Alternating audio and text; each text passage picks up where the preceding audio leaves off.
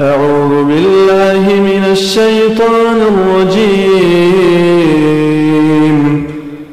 بسم الله الرحمن الرحيم. هل أتى على الإنسان حين من الدهر لم يكن شيئا مذكورا إنا خلقنا الإنسان من نطفة أمشاج نبتليه فجعلناه سميعا بصيرا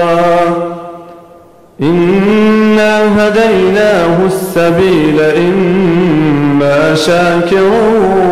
وإما كفورا إنا أعتدنا للكافرين سلاسل وأغلالا وسعيرا إن الأبرار يشربون من كأس كان مزاجها كافورا عينا يشرب بها عباد الله يفجرونها تفجيرا يوفون بالنذر ويخافون يوما كان شره مستطيرا ويطعمون الطعام على حبه مسكينا ويتيما وأسيرا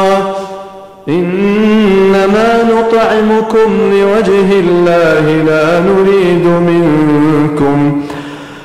نريد منكم جزاء ولا شكورا إنا نخاف من ربنا يوما عبوسا قمطريرا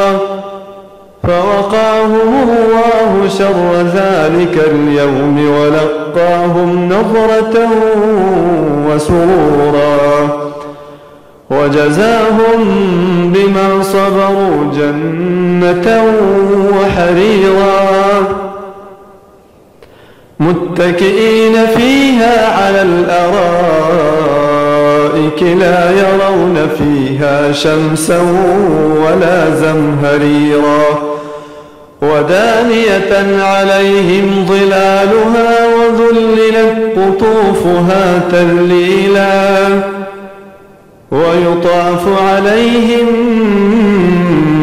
بآنية من فضة وأكواب كانت قوارير من فضة قدروها تقديرا قوارير من فضة قدروها تقديرا ويسقون فيها كأسا كان مزاجها زنجبيلا عينا فيها تسمى سلسبيلا ويطوف عليهم ولدان مخلدون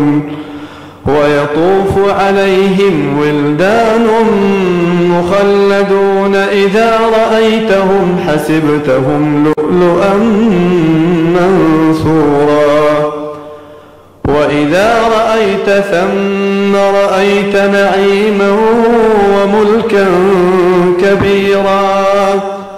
عاليهم ثياب سندس خضر واستبرق وحلوا أساور من فضة وسقاهم ربهم شرابا طهورا إن هذا كان لكم جزاء وكان سعيكم مشكورا إنا نحن نزلنا عليك القرآن تنزيلا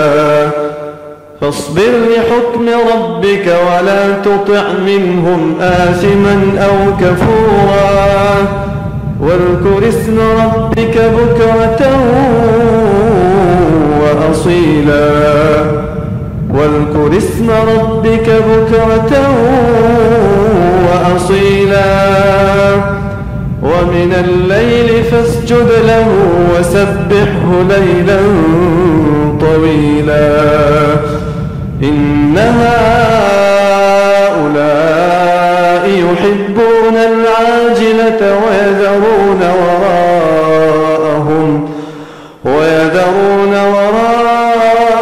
يوما